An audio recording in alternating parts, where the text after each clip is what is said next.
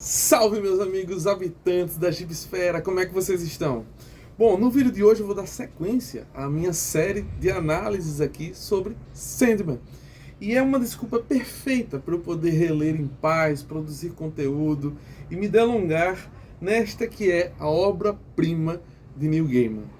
E hoje, no vídeo de hoje, eu vou falar sobre uma das mais emblemáticas, uma das mais interessantes, insights que o Neil Gaiman teve, que foi trazer o maior, talvez o maior escritor de peças e talvez o maior escritor de todos os tempos, que é William Shakespeare, Ele tem uma mítica por trás dele, é um cara assim que quando você fala Shakespeare, ele é um adjetivo, essa obra é muito shakespeariana, as HQs do Thor são shakespeariana, então é um adjetivo que qualifica qualquer obra, É interessante isso. E hoje eu vou falar sobre a Midnight Summer Dream. Olha essa capa maravilhosa do Dave McKean. A minha edição é a do Absolute Sandman, que eu tenho aqui, que é maravilhosa. Ela foi ilustrada, essa história do Neil Gaiman, do Sandman, pelo Charles Vess. E eu já adianto que é um dos grandes colaboradores da obra de Neil Gaiman. O Neil Gaiman sempre fez parcerias com desenhistas incríveis, alguns mais ou menos, mas com certeza o Charles Vess, ele está no top aí dos melhores colaboradores do Neil Gaiman com relação à arte. E no final dessa edição aqui do Absolute Sandman, eu tenho aqui o esboço, primeiro os esboços de desenhos do próprio Neil Gaiman e também o roteiro com os RAFs, a gente chama de RAF essa parte esboçada aqui, na verdade é o esboço, o RAF é anterior a isso, as thumbnails, os artistas trabalham assim.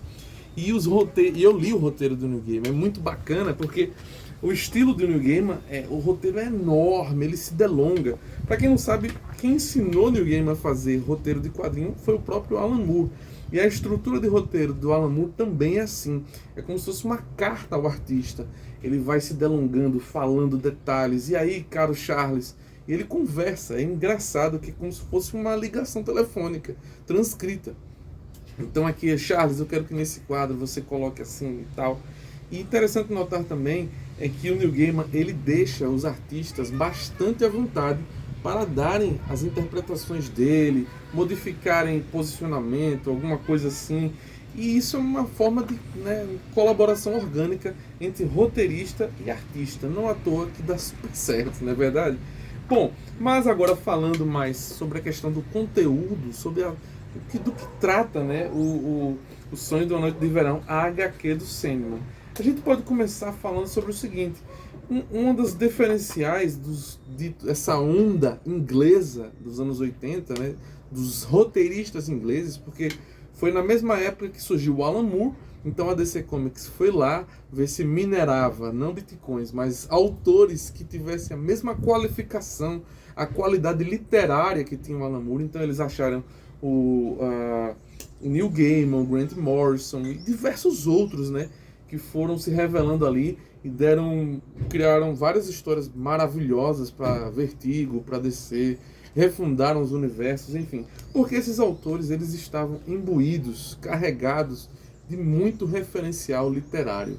Os autores norte-americanos eles não eram assim, em sua maioria, eles não tinham aquele quê de literacidade ou literariedade em suas obras. Os ingleses não, eles trouxeram esse arcabouço, essa carga filosófica, às vezes reflexiva, às vezes com referências em diversos autores que são extra quadrinhos.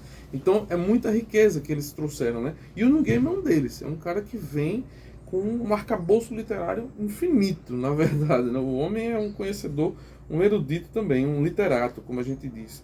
E ele decidiu colocar, depois de um tempo, essas referências, esse caldo de cultura literária que ele tanto gostava, nas próprias histórias do Sandman. Porque no início, no primeiro arco, Prelúdios e Noturnos, que eu pretendo fazer, inclusive, um vídeo próprio depois, no primeiro arco nós temos aqui um Sandman que mais se assemelha a uma espécie de super-herói. Toda a estrutura dessas primeiras histórias, os primeiros volumes, fascículos do Sandman, desenhados pelo Sam Kiss e pelo Mike Dringberg, eles têm uma pegada de super-herói. tem o John Dee, tem aquela coisa de vingança, e ele vai atrás do... O plot é todo super-herói, né? Vai atrás dos seus objetos de poder, recupera, depois ele vai se vingar, e tem a questão do terror, aparece a Liga da Justiça, aparece John Constantine, tem todo esse quê de aventura super-heróica, digamos assim. E só depois, quando o Neil Gaiman vai entendendo o que é a história que ele quer contar, vai tendo mais liberdade a partir da DC, da editora Karen Berger, que enxerga isso, o Sandman vai se transformando em outra coisa. Ele vai crescendo nos seus temas, ele vai crescendo no seu arcabouço épico, mitológico, cosmogônico, construindo o universo que a gente conhece hoje, que é o universo do sonhar, dos perpétuos, que empresta, né, diversos conceitos da psicanálise, do estudo das mitologias, da história, do obscurantismo, do ocultismo. Então o Sandman vai se transformando nisso, né? Nesse caldo de cultura maluco das referências do Neil Gaiman. Muito inspirado, pretendo fazer isso em outros vídeos também, no Monstro do Pântano de Alan Moore. Quando você lê o Monstro do Pântano de Alan Moore, você entende de onde veio o Sandman. É libertador, assim, você faz as referências na hora. Mano, isso aqui é o pai de Sandman, velho. Tá tudo ali. Mas enfim, falando agora um pouco sobre a peça, né? Porque é homônima do Sonho de uma Noite de Verão. Na verdade, a história original é do Shakespeare. E do que trata? Do que se trata aqui o Sonho de uma Noite de Verão? Porque o Neil Gaiman decidiu usar essa história e fazer uma espécie, não é paródia, mas um interlink, uma história, a recriação, é uma mistura de ficção histórica com fantasia, na verdade. E aqui essa peça, e aí na primeira vez que eu li o quadrinho, eu não tinha lido a peça ainda.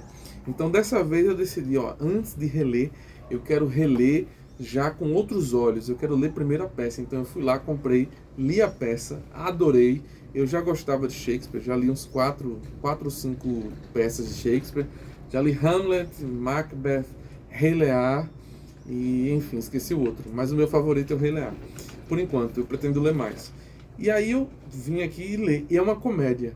É uma comédia, mas aqui a gente vai ter o princípio do teatro elizabetano, né? O Shakespeare é um dos fundadores desse estilo de teatro de rua, em que os artistas são mambembes, fazendo excursões, né? Por entre as cidades, vão se apresentando, ganhando dinheiro ali. É uma coisa muito massa, muito poética, muito bonita, que vai criar essa espécie de cultura circense, que até hoje em dia existe, né? Esses poetas, esses artistas de rua que, digamos assim, garimpam seu sustento apresentando arte ao ar livre. Então o Shakespeare é o pai disso, né? É um grande contador de histórias. O que é Shakespeare? É isso. Então nada melhor do que colocar a mítica shakespeariana do maior contador de histórias de todos os tempos, o maior escritor de todos os tempos, dentro do universo de Sandman e recriando, digamos assim, a sua origem. Porque o Shakespeare ele vai aparecer aqui nessa história que eu vou mostrar a vocês, bem antes do Sonho de uma Noite de Verão, que é Os Homens de Boa Fortuna. Existe uma taverna, é representada aqui uma taverna medieval, aqui, medieval não, Idade Moderna já, em que o Sandman ele está passeando nessa caverna, vai vendo os tipos ali, bebendo, etc e tal, e ele faz um pacto com um cara que vai aparecer, essa história é muito interessante. Ele volta para um encontro com o Sandman a cada 100 anos. Isso não é o Shakespeare, tá? Porque o cara quer ser imortal e o Sandman quer mostrar a ele que não é bom. Então ele faz esse pacto e nessa mesma história ele também conhece esse cara que se chama Shakespeare e que quer contar boas histórias, etc e tal. Ele faz um pacto com o Sandman e o Sandman encomenda 2 peças a ele. Então a gente na edição 19 vai ter a primeira peça, que é essa encomenda, né? O Sonho de uma Noite de Verão. E ele escreveu O Sonho de uma Noite de Verão por causa da temática que o Sandman pediu para ele. Eu quero que você faça uma peça falando sobre sonhos. Sobre sonhos. Então nada mais. Sonho de uma Noite de Verão. E realmente aqui a gente vai ter essa comédia de amores, digamos assim, amores não realizados. Tudo termina bem, não é uma tragédia, então termina tudo bem. Então você vai ter o rei e a rainha, Teseu e Hipólita, e aí tem os filhos, Helena, Hérmia, Demétrio, e tem um outro rapaz aqui que eu esqueci o nome dele. Mas enfim, aí um ama o outro, que ama o outro, que ama o outro, os casais são trocados. Quem ama não corresponde, e aí entra a rainha e o rei das fadas, Oberon e Titânia, e seu séquito de duendes, de fadas, de elfos, que vão brincar, né, com os humanos, com os desejos humanos, com os amores. Aí tem uma questão de derramar um perfume de uma flor, e quando a pessoa desperta, aí se apaixona por quem vê, e isso cria um monte de confusão, porque tem um duende que acaba pregando peças.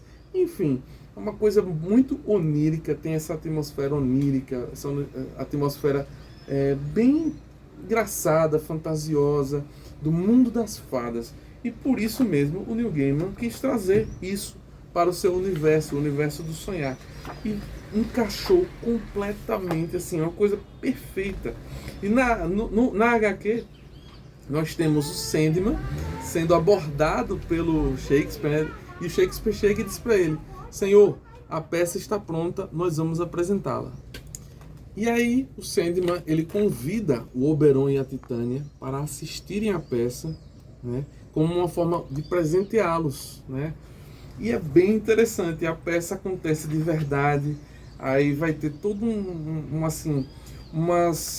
uns gags engraçados com os personagens de Sandman, do mundo das fadas e da própria peça em si.